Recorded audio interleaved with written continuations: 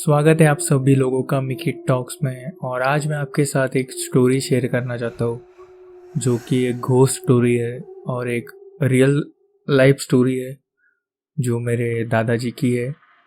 और पहले बता दूँ, ये स्टोरी मैं बचपन से सुनते आ रहा हूँ, तो मुझे अब इतना इसमें स्केरी या हॉरर कुछ लगता नहीं है, क्योंकि मैं जब से छोटा था तब से सुनते आ रहा हूँ। तो शायद मेरे नरेशन में भी आपको कुछ ऐसा लगे, तो उसके लिए माफ़ कर देना यार। और अगर आपको अच्छी लगे तो लाइक, शेयर और सब्सक्राइब ज़रूर करना चैनल को। तो मैं स्टोरी शुरू करता हूँ।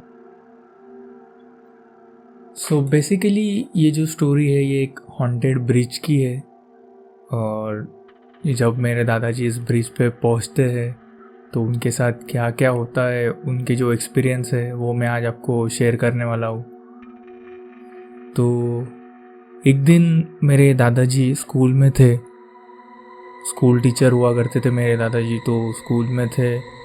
तो उन्हें न्यूज़ आई कि उनके भाई की तबीयत कुछ ठीक नहीं है। तो दादाजी ने सोचा कि चलो मिल के आते हैं अपने भाई को। अब ये जो उनके भाई थे वो दूसरे गांव रहते थे, गांव ज़्यादा दूर नहीं था। तो दादाजी ने सोचा कि चलो स्कूल ख़त्म होने के बाद मैं अपने भाई से मिल के आता हूँ। तो स्कूल ख़त्म हुआ 5 बजे और उन्होंने अपनी साइकिल ली और वो अपने भाई के गांव के तरफ चल दिए। अब जब मेरे दादाजी पहुँचे तो शाम के 7 साढ़े 7 बज चुके होंगे। अब वो पहुँचे अपने भाई के गांव और घर जाके उन्होंने उनका हाल चाल पूछा, बातें वगैरह की। और फिर ये सब होते होते रात हो गई। और रात होने के बाद मेरे दादाजी अब अपने गांव की तरफ निकलने लगे। तो उनके भाई ने उनसे कहा कि इतनी रात हो गई है तो अब आज के लिए आप यहीं रुक जाइए। पर मेरे दादाजी ने कहा कि नहीं, घर पे बाकी सब लोग परेशान हो रहे होंगे तो मुझे जाना ही होगा। ये बात सुन के उनके भाई ने भी उनकी बात मान ली और मेरे दादाजी निकलने लगे अपने गांव की तरफ। और अब कुछ टाइम हो गया होगा, रात का 12 साढ़े 12। तो जब मेरे दादाजी उनके भाई के घर से निकले तो अभी रात के 12:30 बजे होंगे शायद से। तो इन दो गांवों के बीच में एक ब्रिज लगता था। तो जब मेरे दादाजी इस ब्रिज के पास पहुंचे तो अब जैसे कि ये विलेज साइड है तो रात को ज़्यादा लोग होते नहीं हैं, काफ़ी सुनसान था ब्रिज। और जो है कि ये जो है कहानी ये है 70s की, तो तब स्ट्रीट लाइट भी ज़्यादा हुआ नहीं करते थे। और जो स्ट्रीट लाइट था एक, वो ब्रिज के दूसरे एंड पे था और जिससे उसकी जो रोशनी थी वो कम आ रही थी। थोड़ी हल्की हल्की रोशनी ब्रिज पे पड़ रही थी। तो उतना दादाजी को दिख रहा था कि ब्रिज पे क्या है, क्या कुछ नहीं। तो अब देखिए रात के 12:30 1 हो गया होगा ब्रिज तक पहुँचते पहुँचते। 12:30 तो दादाजी के भाई के घर पे ही हो गए थे। तो अब ब्रिज तक कुछ एक सवा बज गया होगा। तो जब दादाजी आए तो देखा कि कोई नहीं है ब्रिज पे, पूरा सुनसान पड़ा है ब्रिज। और ये ब्रिज एक शॉर्टकट हुआ करता था उस समय में, जो दोनों गांव को जोड़ता था जल्दी से। तो दादाजी ने सोचा कि क्यों ना इसी ब्रिज को लिया जाए और जल्दी से घर पहुंचा जाए। पर दादाजी को इस ब्रिज का कुछ पता ही नहीं था कि उनके साथ क्या होने वाला है इस ब्रिज पे। तो अब जैसे ही दादाजी ने अपनी साइकिल ब्रिज की तरफ बढ़ाई और थोड़ा सा उन्होंने ब्रिज का पोर्शन कवर किया तो उनका साइकिल जो है वो अचानक से रुक गया।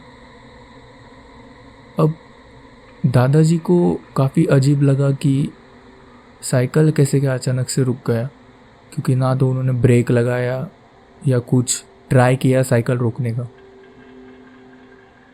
तो उन्होंने चेक करना शुरू किया कि अगर साइकिल में कोई लकड़ी वगैरह फंस गई होगी रास्ते में तो शायद से रुक सकती है। तो वो देखने लगे नीचे अपने टायर की तरफ। तो उन्होंने देखा कि कुछ नहीं है, जितना भी वो ब्रिज का रोशनी आ रहा था उसमें से उन्होंने देखना चाहा तो कुछ दिखा नहीं उन्हें। तो ये उन्हें काफ़ी अजीब लगा कि बिना इसके साइकिल कैसे क्या रुक गया। उन्होंने फिर से साइकिल थोड़ा आगे बढ़ाया तो साइकिल फिर से रुक गया। अब दादाजी को कुछ समझ में नहीं आ रहा था कि ये क्या हो रहा है कि साइकिल वो चला रहे हैं और फिर से साइकिल अपने आप रुक जा रहा है। पर इस बार जो साइकिल रुका और जब उन्होंने फिर से ट्राई किया चलाने का तो साइकिल आगे ही बढ़ नहीं रहा था। तो मेरे दादाजी फोर्स कर रहे हैं, वो पैडल मार रहे हैं साइकिल का, पर साइकिल जो है वो आगे ही नहीं जा पा रहा है। तो दादाजी को समझ गया कि यहाँ पे कुछ तो गड़बड़ है, क्योंकि मेरे जो दादाजी थे उनके साथ काफ़ी कुछ घटनाएं पहले भी हो चुकी थी। ऐसे पैरानॉर्मल या घोस्ट एक्सपीरियंस उन्हें पहले भी आ चुके थे, तो उन्हें पता था कि उनके साथ ये होते रहता है। तो उन्होंने जल्दी से समझ लिया कि कुछ तो गड़बड़ है। तो अब जब वो पैडल कर रहे थे साइकिल को, साइकिल आगे ही नहीं बढ़ पा रही थी और एक टाइम पे उन्हें फील होने लगा कि जो उनका हैंडल है साइकिल का वो किसी ने पकड़ के रखा है। मतलब लिटरली हम जैसे दो हाथों से पकड़ के रखते वैसे ही किसी ने हैंडल पकड़ के रखा है और आगे जाने नहीं दे रहा है। अब दादाजी थोड़े से डर गए कि ये क्या हो रहा है, पैडल कर रहे पर साइकिल आगे नहीं जा रही है। तो कहते हैं मेरे दादाजी के ऊपर उनके पिताजी की छाया थी। वो जब भी उनका नाम लेते थे तो उनके पिताजी उनकी मदद करने आ जाते थे। अब ऐसा कहते हैं मेरे दादाजी के बारे में, मुझे सच्चाई पता नहीं कितनी है कितनी नहीं, क्योंकि मेरे मॉम डैड बाकी सब अंकल आंटी भी सब यही बताते हैं कि हमेशा दादाजी को बचाने के लिए उनके पिताजी आते थे। तो मेरे दादाजी चिल्लाने लगे, शंकर बाबा मुझे बचाइए, शंकर बाबा मुझे बचाइए। अब शंकर जो है इनके पिताजी का नाम था, तो वो ज़ोर से चिल्लाने लगे साइकिल पे ही, और अपनी साइकिल छोड़ नहीं रहे थे और चिल्लाने लगे कि शंकर बाबा मुझे बचाइए, शंकर बाबा मुझे बचाइए, ये देखिए क्या हो रहा है मेरे साथ में। और जब वो चिल्लाने लगे अपने पिताजी का नाम, तो कुछ टाइम बाद धड़ाम से उनके साइकिल का टायर फट गया। अब जब साइकिल का टायर फटा तो इतने ज़ोर से फटा कि मेरे दादाजी जो है वो साइकिल से नीचे गिर गए। और नीचे गिरने के बाद उन्होंने जब अपना मतलब खुद को संभाला, बैलेंस किया और देखा, तो वो शॉक्ड हो गए। जो उन्होंने देखा कि एक आदमी खड़ा है जो पूरे खून से लिपटा हुआ है और उसका सर ही नहीं है। और ये देख के मेरे दादाजी चौंक गए। वो मतलब बिलीव नहीं कर पा रहे थे कि उन्होंने ये क्या देख लिया। अब जब देखा तो उन्होंने सीधा उठे, वो साइकिल ली, अपने कंधे पे लटकाई और चिल्लाकर भागने लगे सीधा कि शंकर बाबा मुझे बचाइए, शंकर बाबा मुझे बचाइए। और भागते भागते उन्होंने वो ब्रिज पार कर लिया। अब जैसे ही ये चिल्लाते हुए भाग रहे हैं मेरे दादाजी कि शंकर बाबा बचाइए, शंकर बाबा बचाइए, तो ब्रिज की दूसरी तरफ जो रोड था उसके साइड में एक खेत था या फार्म था। अब विलेज साइड है तो फार्म ज़रूर होगा, तो फार्म था। तो उसमें से कहते हैं कि रात में एक बैलगाड़ी निकली वहाँ से। मतलब अभी फार्मर होगा जो होगा अपने फार्म में रात में, जो अपने घर की तरफ जा रहा होगा, तो वो फार्मर अपनी बैलगाड़ी लेके जा रहा था और इसी टाइम पे वो वहाँ से निकला फार्म में से।